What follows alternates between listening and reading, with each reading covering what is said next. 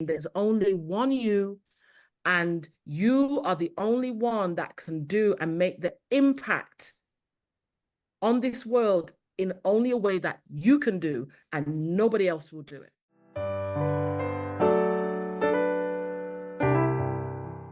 This episode is brought to you by Fatal Perception, my novel, found on Amazon and Barnes & Noble. Hello, everyone. I'm Jamise Grace. Welcome to Heart to Hearts. And I'm Terrence Hardge. Thank you for joining us. Our guest today is a global lead for a large tech firm and a current academic PhD in equality, diversity, and inclusion. Welcome, Shirleena Celestine. I work extremely hard to show that I am doing what I'm supposed to do and really good at every job that I have. Like I've made that a point. Yep. So to not get that back or to not be recognized for that is disheartening. But again, just having this conversation is like, it's not for them to recognize that. It's for you to know that. If you are make a person who has put forth all of this effort to be this type of worker, why is it their responsibility to show that value? Yeah. Ooh, yikes. Yeah, because, taking exactly what you said, taking exactly what you said as almost a separate topic, but within the topic, we look for validation on the job. We're looking for our job to validate who we are. We're looking for our job to say, well done, you're amazing, you're awesome. And I guarantee you that as soon as they tell you how awesome and how wonderful you are, you're going to go right back into that cycle because you're constantly looking for it. Your boss, your leader, your organization telling you how brilliant, how marvelous you are, it's a never-ending cycle. Because we are consistently looking to be validated and to be confirmed. I literally just said it today to someone. Our job is not here to validate us. Our job is a manifestation of your skills, your abilities, your talent, and the greatness and the who-ness and the whatness of who you are. It is not here to tell you your value.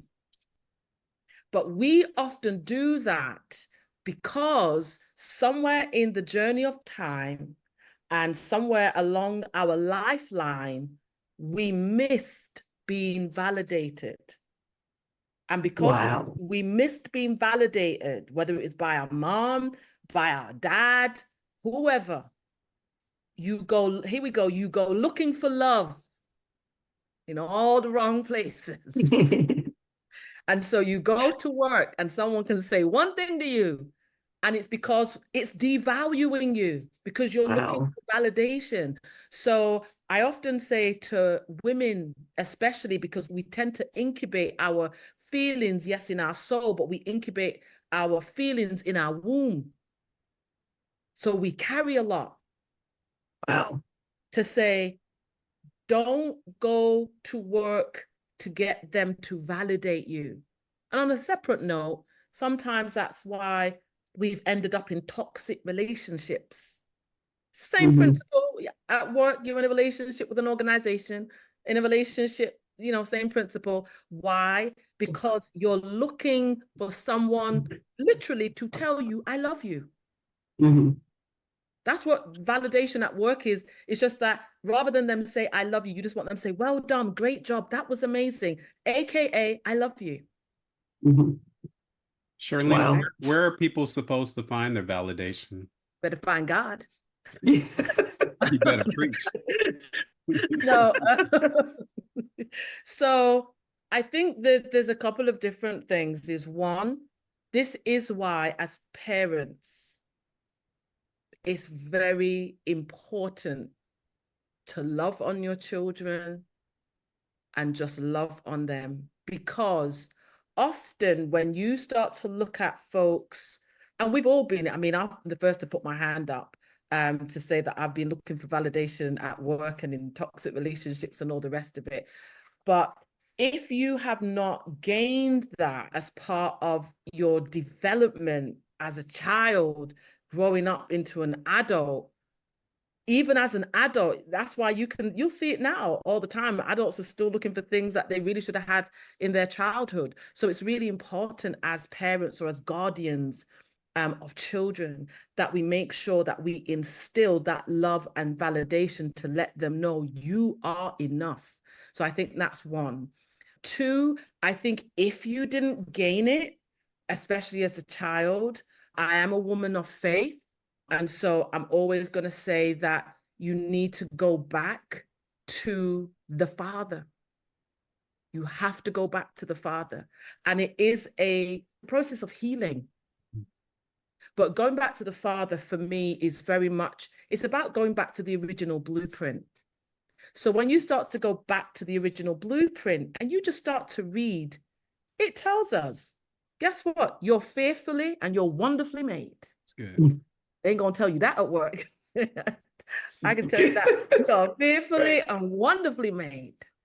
It says you're blessed when you go and blessed when you come. It says you are a royal priesthood, a holy nation. So do you see all these wonderful, and there's so much more in the Bible. But it's given us all of these things. Do you want to know why? Because God doesn't want the world or your workplace or your boss or your friend to validate you. He says, I already validated you when I made you. Yeah. But yeah, go ahead, Terrence. No, that's really good, Shirleena. I just finished talking to some gentlemen recently, and one of them was talking about how he was really finding his identity in his job, which was really concerning. And just actually within the last few hours, I had a meal with another gentleman, and we're talking about raising our kids. And I was really inspired by him. And he was talking about all the compliments, all the words he uses to build them up.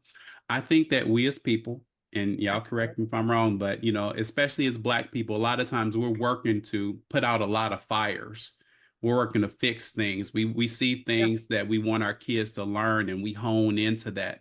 I think it's really important for us to find a really good balance, and not even a balance, but maybe give more building up comments as opposed to focusing on the inadequacies.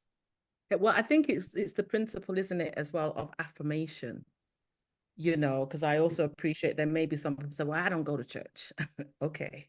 So a great place where, everybody can start is the principles of affirmation, decreeing and declaring, and affirming your identity and affirming it in the positive. I am more than enough. And there's so many different things and meditations positively affirm your identity and who you are. And that really it's the conversation that you're having to yourself. Mm-hmm. It's the conversation of what are you actually saying about yourself? Some can say, I'm not good enough. I'm terrible at this. I'm this, that, and the other. That dialect that you're having to yourself, really, it matters because it is going to determine your output. What you're saying to yourself matters because when that person comes to you and says, oh, well, you're just a DEI hire. Well, the foundation that you've already laid is based on, well, what are you saying to yourself, Shirleena? Right. Because if I'm saying to myself, well, I'm not good enough and I don't feel worthy and I'm not sure that I'm qualified, here comes this person, then just puts a cherry on the cake. Well, you're just a DEI hire. Oh, yeah, that's going to trigger me. Right. As opposed to if I'm saying I'm qualified, I'm great, and I'm amazing, I can more than do this job, I'm capable. Some person coming along and saying, well, you're just a DEI hire. You're either going to be really stark. You're talking to me? You could never, when you get to that level, wow. You can reach that level where a whole me, a DEI hire, get out. Or a whole me, a DEI hire, this conversation, no problem. This conversation has been about microaggressions, but not really. It's really about how not to be affected by microaggressions, which is a whole nother. That's a whole nother story. Wow, that's I think about how I raised my son. I call myself a person who has pretty good emotional intelligence. And I've done a lot of work. I've done a lot of healing, from childhood traumas. And I also know that the parent that I was completely opposite to how I grew up. And I did that on purpose. Okay. So I did the foundation. I did the affirmation, like made sure he understood was, good and he was worthy. I made sure that I instilled that in him. Right. And just completely lost that it wasn't being instilled in me. I learned how to do it to other people, but not to myself. Yeah. Wow, that is amazing. Yeah. And it doesn't matter, what your age, because I always say to people, your physical body, I'm 44. My physical body is 44. But I'm a believer that we're made up of, body, spirit, and soul. My body's 44, but how old is my spirit? How old is my soul? And if they come from an eternal place, they have no age.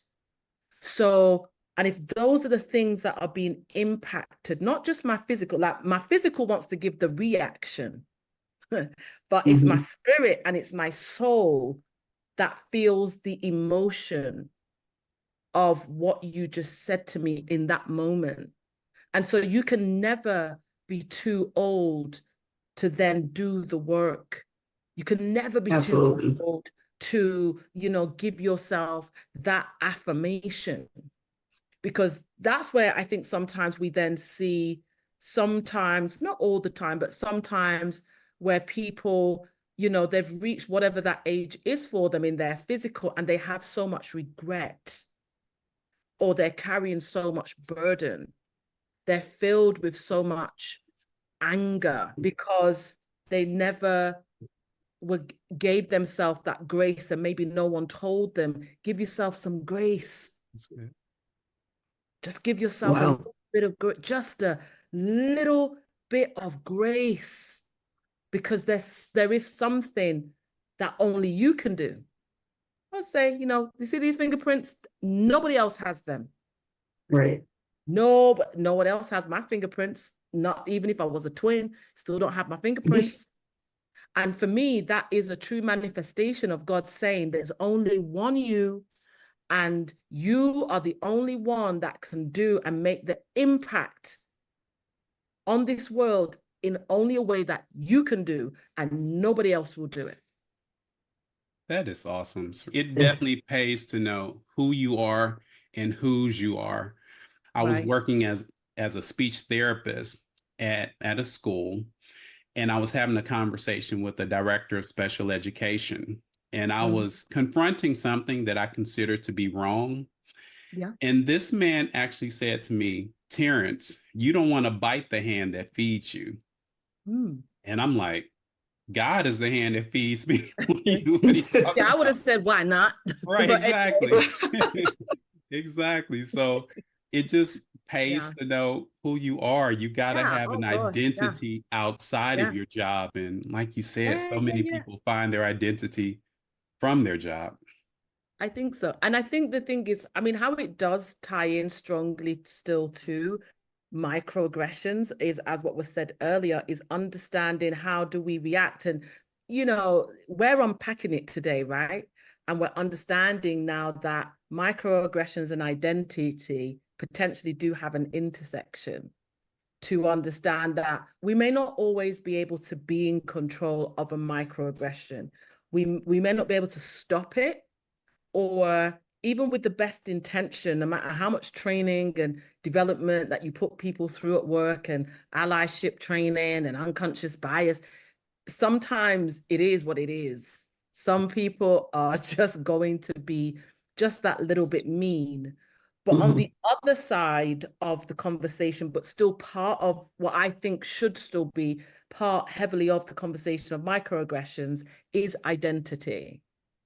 To understand the reaction and what choices do I have in the scope of microaggression. And the choice that I have is to strengthen myself and know my own identity and my own value, and just know Where do I put that value? And to be really thoughtful about, do I trust you with my heart? Do I trust you with my value? Do I want to give it to you right now? And these are all questions that you have a right to ask. My husband always said, the people at work, they're not your friends, you know? And to a reasonable extent, you know, he's not wrong, because what he's, you know, he and I have talked about it, and really what it's talking about is, you know, where's the value in terms of where are you placing it? And be thoughtful and be careful, because you may feel you know your work colleagues so intimately, but you may not necessarily. So we have to always be conscious, I think, about our value and where we carry it and who we give it to. So Shirleena, that's really good. I like that. You mentioned trainings. What can we train people to do? I mean, and I say that because I believe some things you can't teach. You can't teach kindness. You can't teach being nice. I guess we can address behavior, but what are your thoughts about trainings and addressing, you know, things on the job?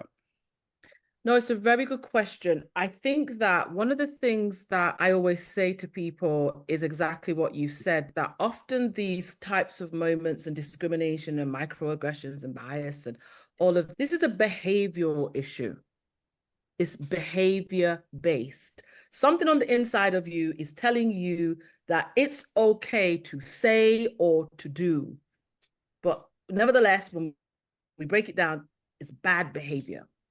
So it's really the question of how can we influence behavior, but also still recognizing I'm not entirely responsible for your behavior.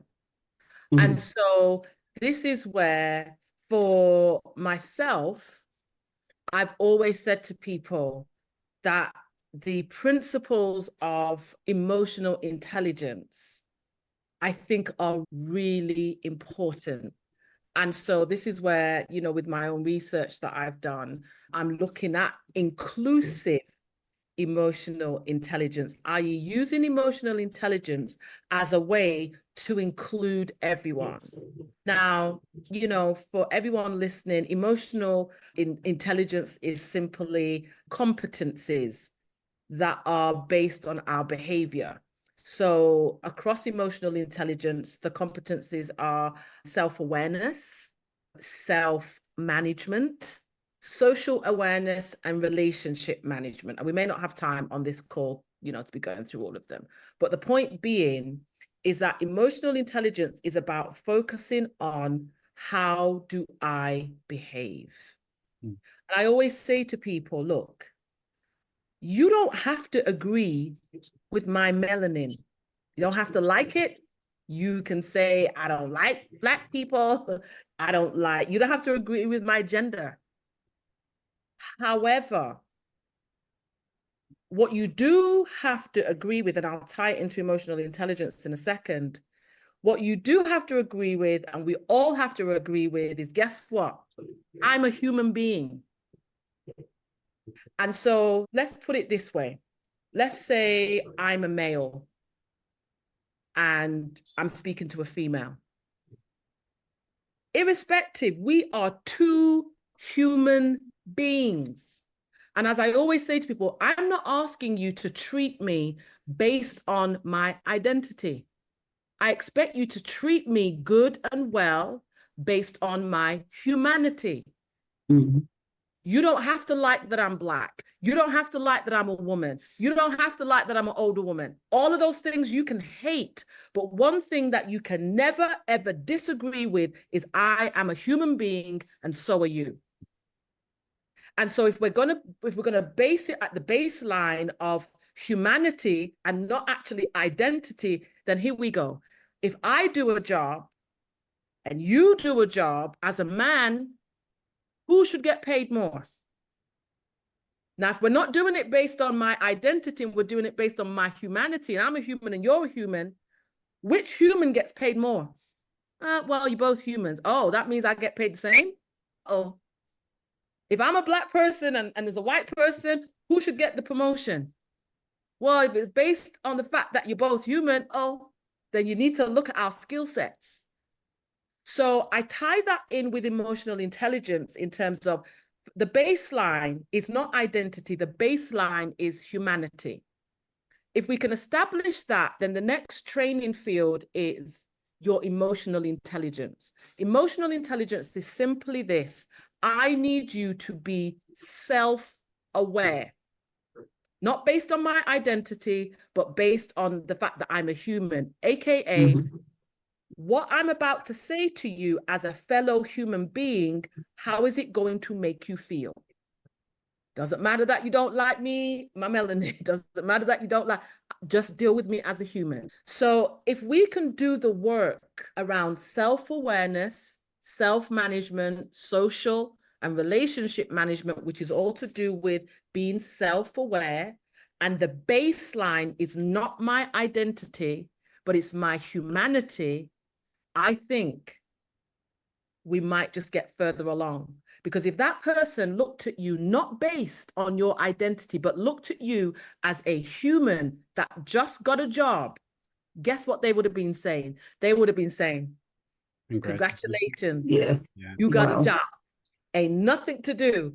And so I actually believe that this is the biggest deception that the enemy has brought to the world, to think we're having an identity crisis, and we're not. We're having a humanity crisis because we're fighting based on, I don't like you because you're Black, or I don't like you because you're a woman, or I don't like you because you identify as. No, you don't have to agree with those things. Deal with me as a human. Argue the fact that you're going to tell me that I'm not a human being. I guarantee you nobody can argue that. That's good stuff. What would you like for people to know about you?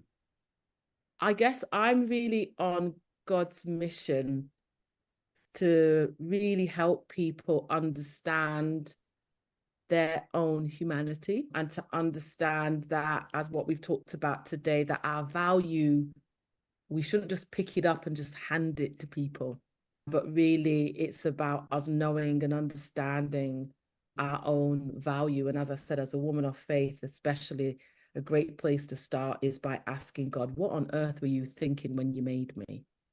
Like, what was on your mind? And then finally, you know, I guess from a professional point of view, people always, you know, say, you know, I'm just trying to get a seat at the table, you know, and I always say, really, why? Like, my mission is to actually get rid of the table. I think the table is a problem. I don't want a seat at the table. I genuinely don't, because I'm really comfortable in who I am. I want to get rid of the table and find ways to just invite more people in the room. Yeah. And why are we sitting when there's so much work to be done? Let's get more people in the room. Let's all stand and take action and get rid of the table. That's really good. That's awesome. Shirleena, I want to thank you for joining us. Thanks. Appreciate it. And my friends, go spread joy with a contagious smile, and a hug doesn't hurt. You never know what life you might be changing or whose heart you might be healing. Thank you for joining us.